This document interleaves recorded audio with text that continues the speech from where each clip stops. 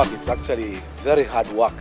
When you live through it, then you can appreciate it. So if somebody is definitely doing that, it means they are definitely doing something. It's a job, it's a serious job, it's actually hard work. Yeah, it is work. They do actually a lot of work at home. Definitely it is. I've had a problem with this contemporary definition of work, where we think, work is when somebody is seated behind a computer, and a lot of people actually sit behind the computer and they're doing nothing.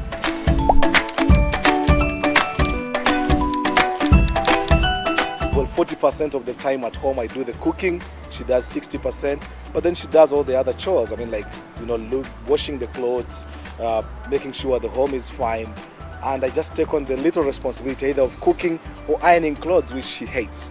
Women do most of the work at home. Do a lot, almost all the work at home.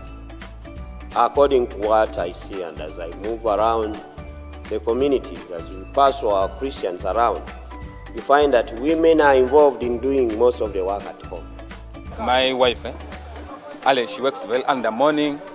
She cares the children, making breakfast, after breakfast, lunch. We need the water, everything. She's like my mom. I wouldn't say it's me or my wife or the maid.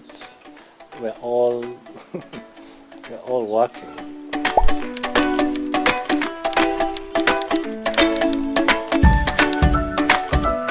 I see the way how women suffer, or the way how they get tired in those home or domestic works.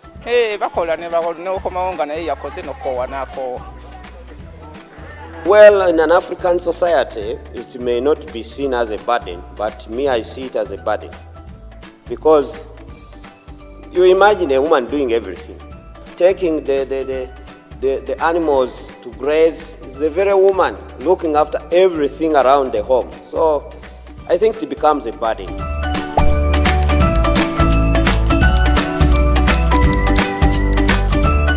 And boys should get engaged in housework, because there is no way how they will manage their homes or get to know how a family is handled when they are not involved.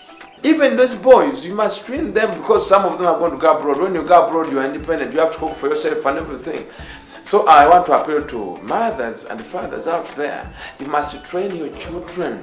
They must learn how to do work. I believe that once a man and a woman gets married, they become one. And when you are one, you share everything. So the responsibility at home, I believe, should be shared by all the family members. Men and boys, if we can as well also get into this kind of house chores and domestic work, there is a way we are bonding with our parents, we are bonding with our sisters and the family. The surrounding, because even the surrounding feels appreciative. I want my baby to grow into a man that is free from all the stereotypes that we've grown up with. He should be able to go to the kitchen and wash dishes. Not saying, oh, washing dishes is for women.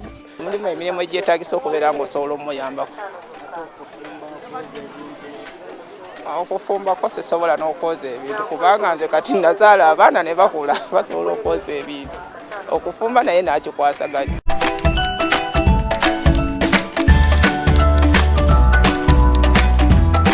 I think it doesn't have to be forced. That's one. You need to encourage people, you need to persuade them, you need to create conditions. For example, like cooking clubs for men. If, for example, I invited a man home and he saw me running around, doing a lot of the cooking, running around, washing the dishes. Somehow they start asking these questions, and for me, actually, for many friends, they've wondered how I'm able to do it, and that I think should be the starting point. It has to be a passion that is inbuilt, that sort of grows up with you, the person. Helping each other creates a very good relationship. The woman will see you as a friend indeed. Sometimes people marry women and then they take them as slaves. A woman works as a slave. But this is your pattern. She is also a human being. She gets tired as you do. So, you need to help her. But when you come on board to help each other, I think it brings her closer to you.